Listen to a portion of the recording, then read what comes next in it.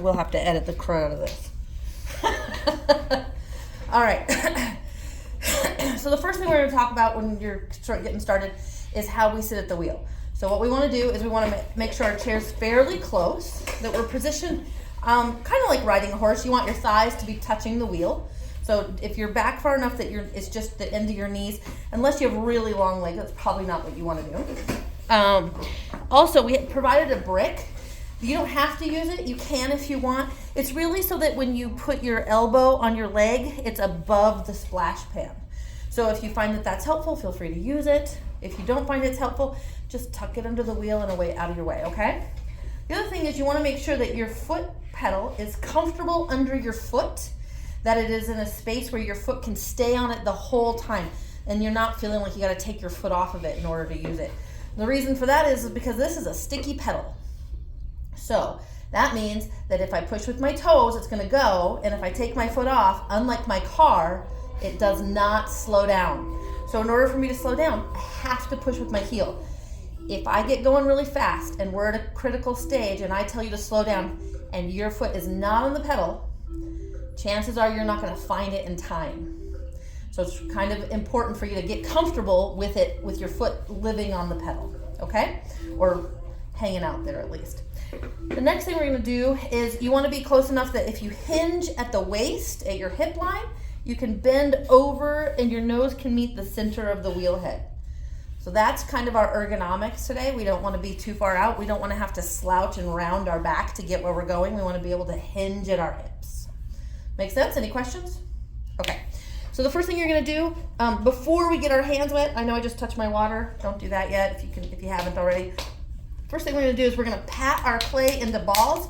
We want to make sure that we're using the palm of our hands. Don't squeeze with our fingers. Go around and around.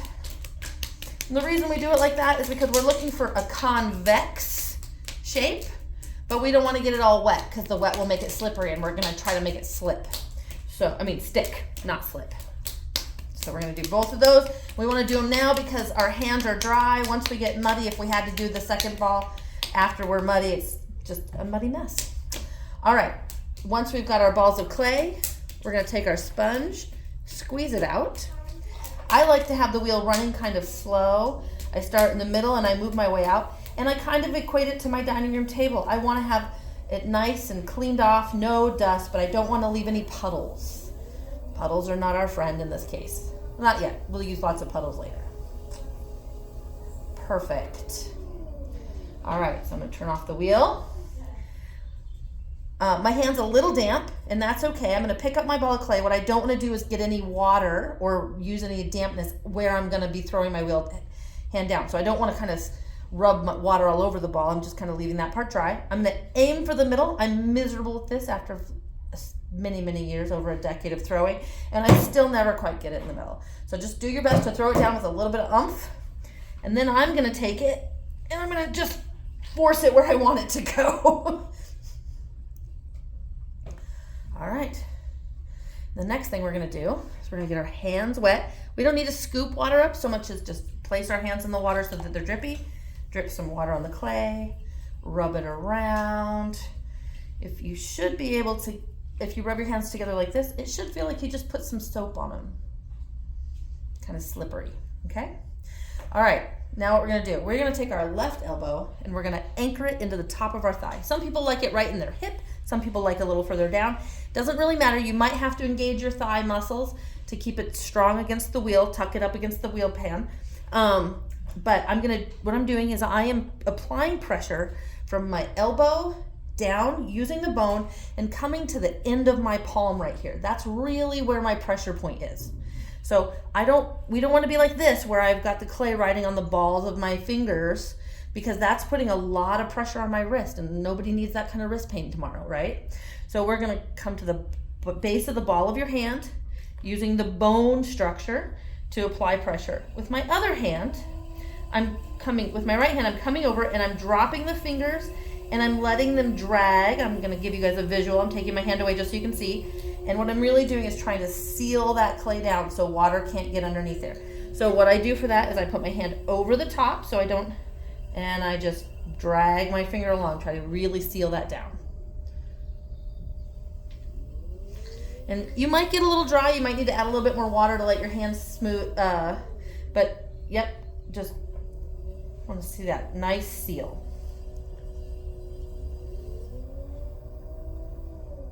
All right, once we have a seal, we're gonna wet our hands again, reapply some moisture. Probably gonna do this part several times.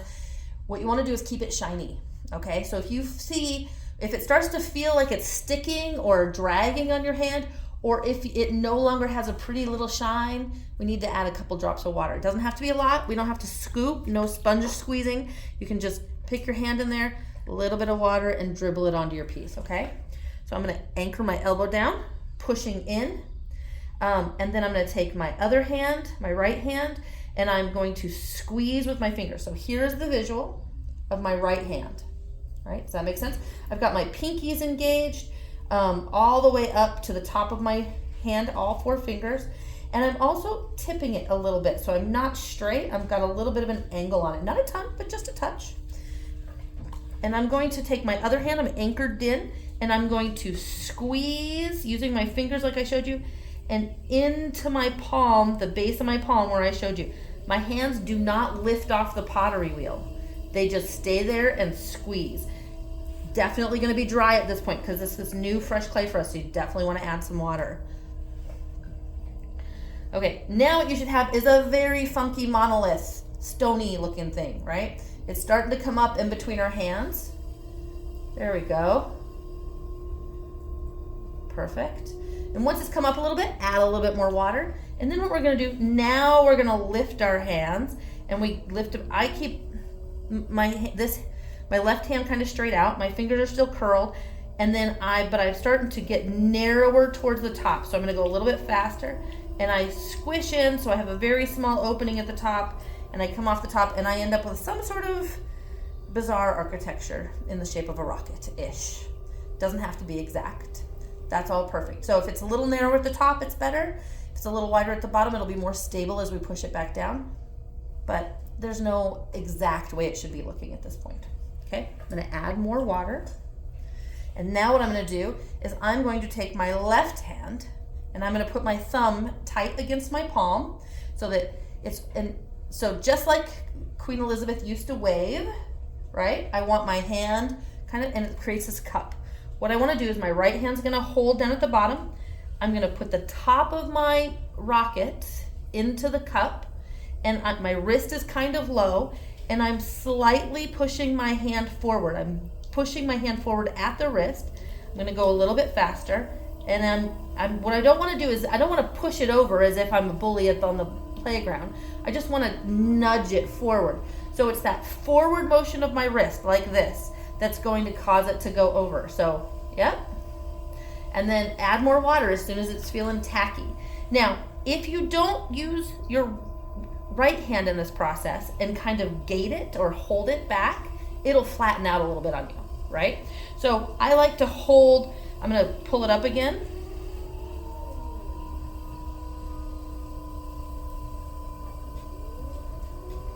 Get myself a cone, and then I'm using my right hand to hold the base and not let it spread out too far, right? So I'm gonna put some more water on it, tip it forward with my princess hand, and you should feel it starts to get smoother and smoother, and it'll fight you less and less. And it's okay to, if you feel like you've still got a wobble in there, do it again. We're gonna kind of just play with it until the wobble goes away.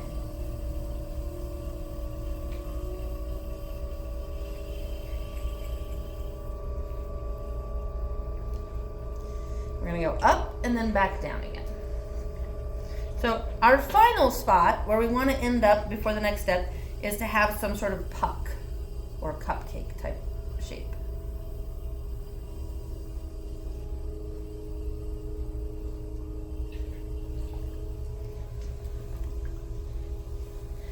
If you've pretty much got it, but there's a little tiny bit of a whip, that's a technical term.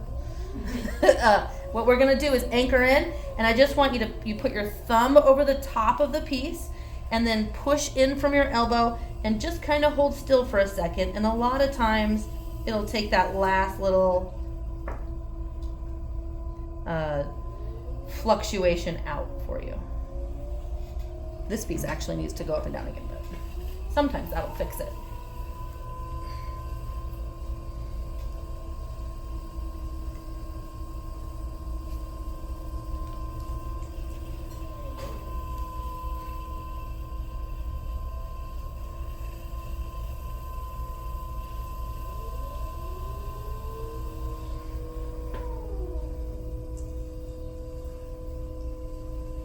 All right, if you're getting a lot of goop on your hands, and you kind of want to get it off, the edge of these buckets work as a great scraper, but you want to make sure you hold the opposite side when you push because it's easy to tip.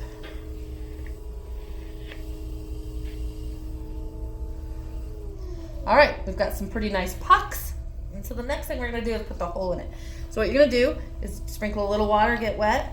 You're still gonna keep your left hand down, but it's not really applying any pressure at this point. And you're going to put your right thumb on the meaty back part of your thumb of your left hand. Yep, so your right thumb's on the back of your left thumb. Yep.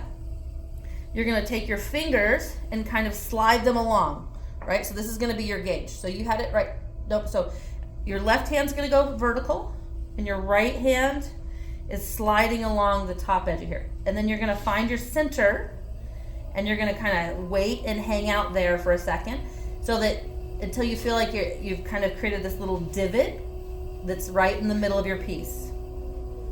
Then we're gonna apply downward pressure with whatever finger. We can use our ring finger, our middle finger, not your ring finger, I'm sorry, your pointer finger, your middle finger, and we're gonna go down in, but we wanna create it at a little bit of an angle so that we have a funnel rather than a straight hole. The reason for that is because if I have a little bit wider at the top than at the bottom, I can see how deep my hole is and know when to stop. If we go all the way through to the bottom, we're gonna create a flower pot. It's gonna have drainage, which is great for flowers and not for cereal.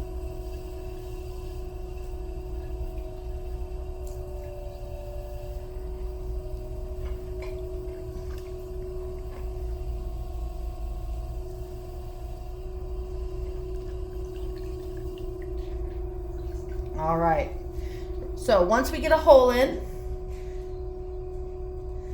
and then as an instructor, I would go to everybody and check their depth of their hole, okay? Because you would check in with people all along, but then, but especially during this part, because it's really easy for people to go too far or to leave way too much bottom, okay? All right, the next thing we're gonna do after we have a nice hole is we're gonna open it up. Now, so here's what's important about opening up your hole. You want to take your fingers and whatever ones you want to use, your pointer or your middle finger, however you like to do it, or whatever feels comfortable, you want to bend your knuckles like you're clawing at something. And the reason I mention that is because when we first go in, we're going to come straight across towards our palm. If you have your fingers straight, you're petting the clay and you're not going to have control over whether or not it stays straight across. It'll naturally slide up because you don't have strength in your fingers unless your knuckles are engaged. Does that make sense? Okay, so I'm gonna put my fingers in there. I've got my knuckles bent so I can feel. My left hand goes back on. It's just a guide. And I'm gonna pull towards my palm straight across as much as I can, staying parallel with the wheel head. And then we want to get it open to about the size of our sponge, which is about this size. It could be, mine's a little bit smaller. That's perfect.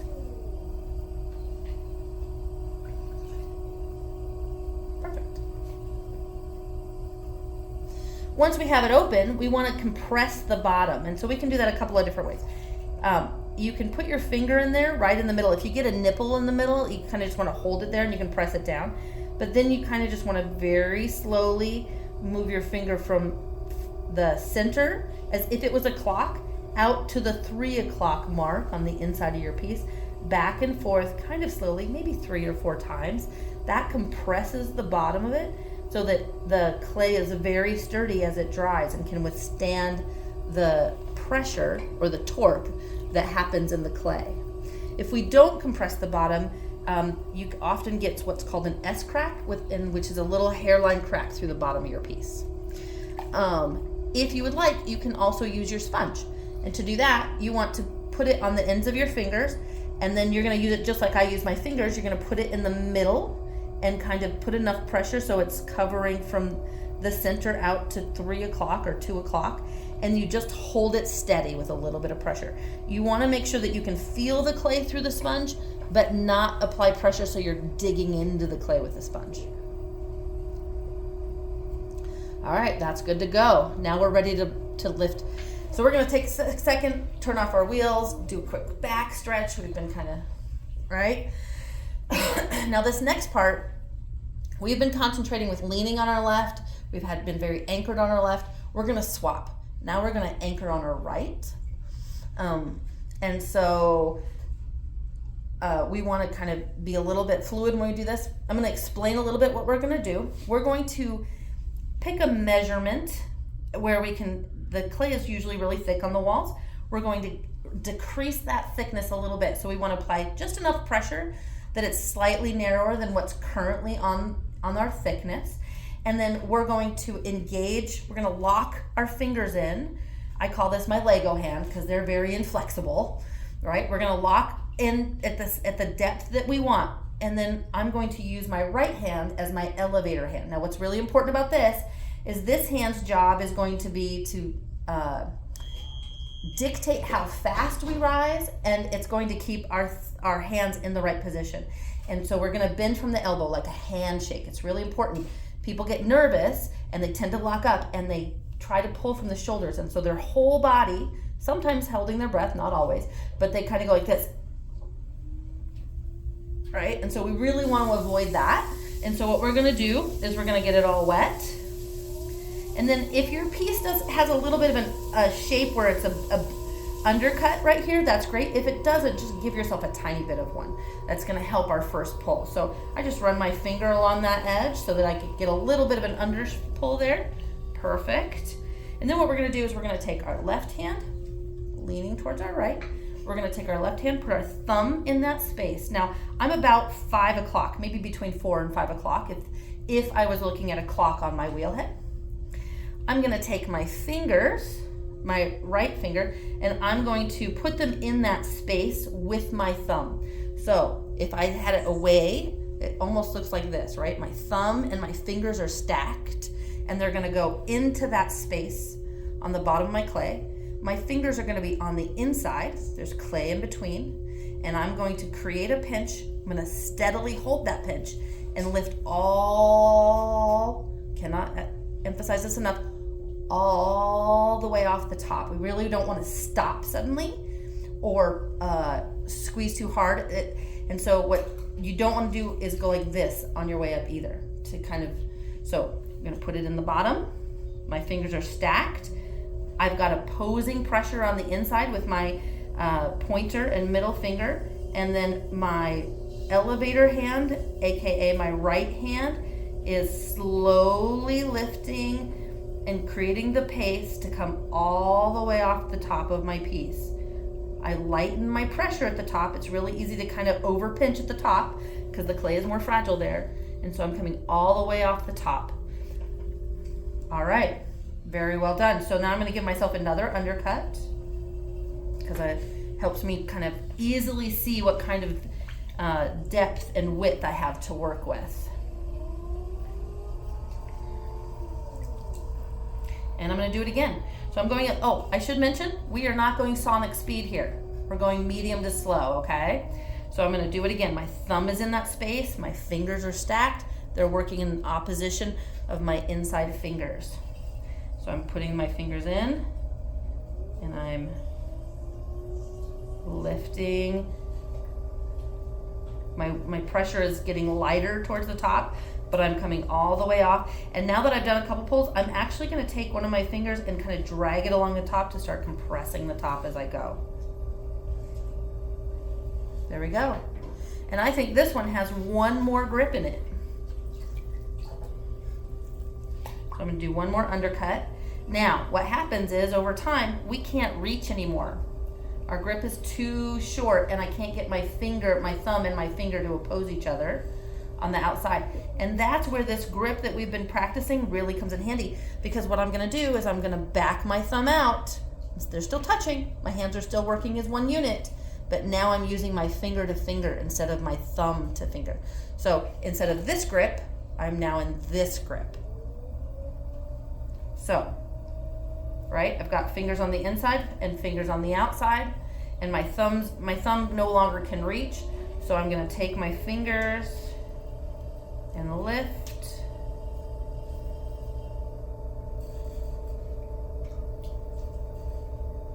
As soon as my thumb could reach again comfortably, I do get my thumb back involved. And then if I find my piece is stretching out more than I wanted, what I can do is give it a hug. So the goal is always to create a cylinder as much as possible. And our inclination when we're doing this, because we're leaning one way or the other, is to pull out one way or the other, right? So we're pulling. So the goal is really to aim for the ceiling. Go straight up, because we can change the shape later. This could be a salad bowl. It could be a pasta bowl. It could be a vase. But once I get stretched out, I'm limited. I'm only in bowl territory. So we want to start with a cylinder as much as possible. All right, so what I'm gonna do is I'm not actually applying any pressure to this pull. I'm just kind of feeling to make sure it's all kind of even. It is. I'm gonna compress my rim. So I'm just applying a little bit of pressure downward like this. Got to be really careful not to overdo it, because I could smash my piece. And then I'm also going to take my sponge, once my rim's compressed, and I'm going to drape it around the edges and just kind of soften those corners. Then I'm going to clean out the inside with my sponge.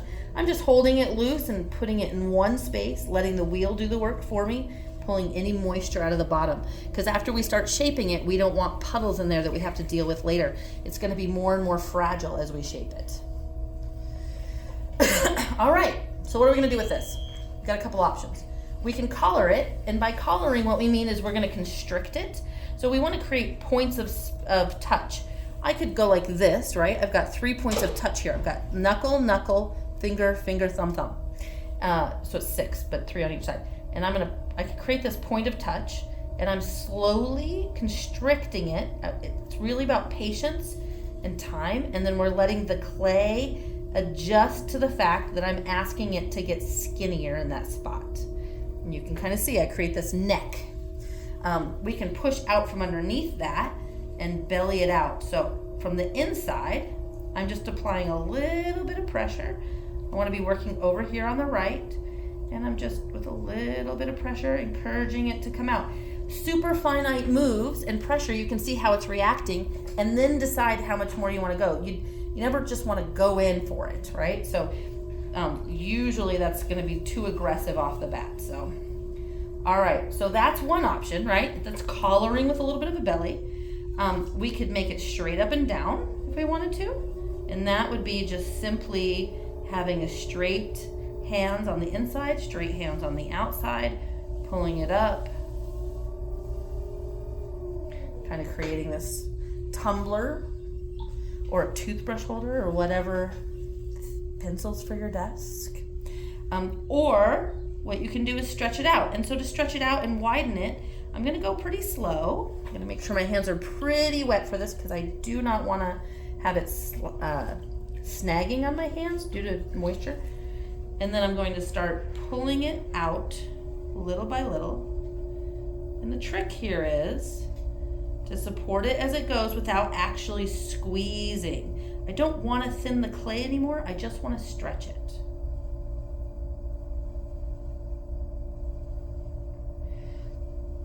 So this is a pretty tulip-shaped piece. Again, I'm going to take that water out of the bottom, but make sure I have water along. So I'm taking it out and redistributing it, basically. I want my bowl to be rounder. Like I feel like this isn't my favorite shape, and so I want it to be rounder. So what I'm going to do is I'm going to press out from the bottom really gently.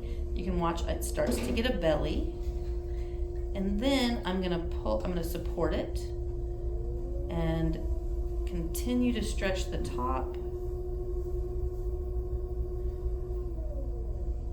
And now I have I like this shape better, but my inside, I don't know if you can see it, is still pretty severe, and I want that to be more rounded. So I'm going to just concentrate on the bottom, and I'm going to pull that out into a softer, just very gently.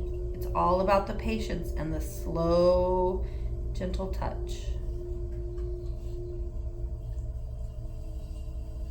All right, and now I would call this piece done. So in order to finish it off, I'm going to take the water out.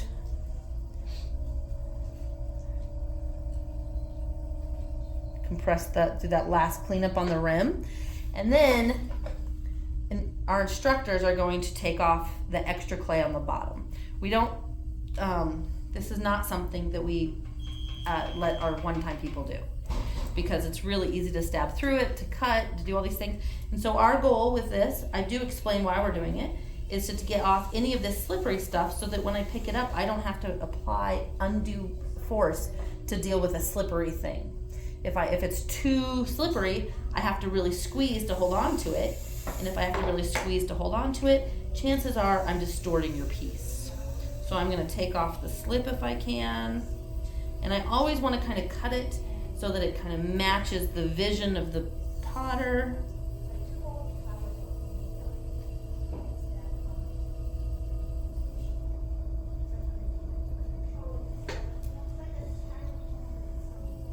And I'm gonna call that good. All right, and then the last thing but not least is we're gonna take our cutting wire, we're gonna wrap it around one. I usually find it's a little too long, so I wrap it on one side. I use the wooden parts to keep it in my hand, so I don't have to like super hold it, kind of does it that way. I'm gonna put it down, and I'm holding my thumbs on the wire and holding it down the entire time. Cannot stress that enough. And then I like to pull it towards me. Some people like to push it away. There's not really a wrong way to do it.